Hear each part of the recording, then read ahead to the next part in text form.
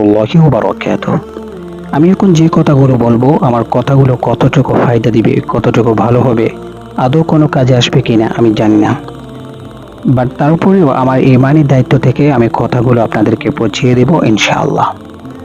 আমি যে বিষয়টা নিয়ে কথা বলবো সেটা হচ্ছে আমাদের বাংলাদেশের জাতীয় সঙ্গীতের ব্যাপারে। আমাদের জাতীয় সঙ্গীত নিয়ে আমাদের অনেক মত পার্থক্য রয়েছে। তার মধ্য থেকে আমি বেসিক 4টা পয়েন্টের উপর কথা বলবো।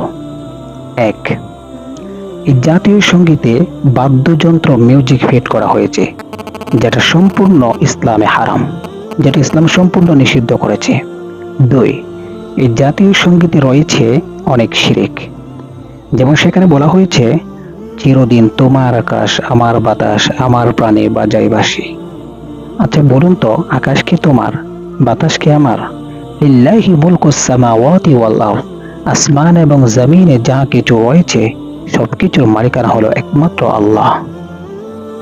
আর সেটা নয় বাদে দিলাম, এবার আসেন, যে আল্লাহ আকাশ সৃষ্টি করলো, বাতাস সৃষ্টি করলো, সেই কথাগুলো যখন বলবো তখন সে আল্লাহর প্রশংসা করতে হবে না? কই, এখানে তো সে আল্লাহর নাম নেই, সে আল্লাহর প্রশংসা নেই। আর সে প্রশংসাই বা কেন করবে? অর্থাৎ রবীন্দ্রনাথ ঠাকুর সে প্রশংসাই বা কেন করবে? সে তো কাফের, সে তো মুশরিক। মুশরিক তো কখনো আল্লাহর প্রশংসা করে না। তাহলে একজন কাফেরের লেখা জাতীয় সঙ্গীত, একজন মুশরিকের লেখা জাতীয় সঙ্গীত কেন আমরা গ্রহণ করলাম? এটাই হলো আমার প্রশ্ন। 3 নম্বর পয়েন্ট হলো, একজন বিধর্মীর লেখা জাতীয় সঙ্গীত কেন আমার বাংলার 90% মুসলমানের পবিত্র ভূখণ্ডে জাতীয় সঙ্গীত হিসেবে স্বীকৃতি দিতে হবে? কোন যুক্তিতে? বাংলাদেশে কি জাতীয় সঙ্গীত রচনা করার মতো যোগ্যতা সম্পন্ন মানুষ নেই? আমি আপনাকে অনেকজনকে দেখাতে পারবো। আমাদের কওমি অঙ্গনের অহংকার জাগ্রত কবি মুহিব খান দিনে শত শত জাতীয় সঙ্গীত রচনা করতে পারবে, যেখানে থাকবে না কোনো কুফর, যেখানে থাকবে না কোনো শিরক। আপনি তাদেরকে দেন না, আপনি তাদেরকে দায়িত্ব দিন। আর সর্বশেষ পয়েন্ট হলো, এই জাতীয় সঙ্গীতটা প্রকাশিত হয়েছে 1905 সালে। যে পত্রিকায় প্রকাশিত হয়েছে সেই পত্রিকার নাম হলো বঙ্গদর্শন পত্রিকা। এখানে ইন্টারেস্টিং বিষয় হলো যে সঙ্গীতটা লেখা হয়েছে 1905 সালে। তখন বাংলাদেশ নামে কোনো রাষ্ট্রের অস্তিত্ব ছিল না। অর্থাৎ বাংলাদেশ স্বাধীন হওয়ার 65 বছর আগে লেখা হয়েছে এই জাতীয় সঙ্গীতটা। এজন্য এখানে বলা হয়েছে আমার সোনার বাংলা, আমার সোনার বাংলাদেশ বলা হয় নাই। তাহলে এটা কিভাবে বাংলাদেশের জাতীয় সঙ্গীত হয়? কোন যুক্তিতে হয়? আমি তো বুঝি না। যাই হোক, আমি আর আমার লেকচারটা দীর্ঘায়িত করব না, আমি সংক্ষেপে এখানে সমাপ্ত করার চেষ্টা করছি। তবে তার আগে আমি শিরোনাম আকারে পয়েন্টগুলো আরেকবার সংক্ষেপে বলে দিচ্ছি।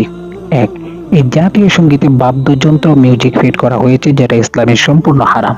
2, এটাতে রয়েছে অনেক শিরক। 3, একজন বিধর্মীর লেখা বাংলার 90% মুসলমানের এই পবিত্র ভূখণ্ডে কখনো জাতীয় সঙ্গীত হিসেবে স্বীকৃতি পেতে পারে না। 4, যে সঙ্গীতটা লেখা হয়েছে 1905 সালে, বাংলাদেশ স্বাধীন হওয়ার 65 বছর আগে একটা লেখা জাতীয় সঙ্গীত, সেটা 65 বছর পরে কখনোই বাংলাদেশের জাতীয় সঙ্গীত হতে পারে না। এই জন্য সবকিছু মিলে এই জাতীয় সঙ্গীতকে অনতি বিলম্বে পরিবর্তন করতে হবে। অস্ট্রেলিয়াও তাদের জাতীয় সঙ্গীত পরিবর্তন করেছে 2021 সালের জানুয়ারির 1 তারিখ। আমাদের এই জাতীয় সঙ্গীতটাও পরিবর্তন করতে হবে। এই জন্য প্রত্যেকটা জায়গা থেকে, প্রত্যেকটা সেক্টরে, ওয়াজে, মাহফিলে, প্রোগ্রামে, প্রত্যেকটা জায়গায় অ্যাটলিস্ট 2 মিনিট হলেও কথা বলুন এই জাতীয় সঙ্গীতটা নিয়ে। তাহলে এই কুফর শিরক মাখা জাতীয় সঙ্গীত আমাদের এই বাংলাদেশ থেকে চিরতরে মুছে যাবে ইনশাআল্লাহ।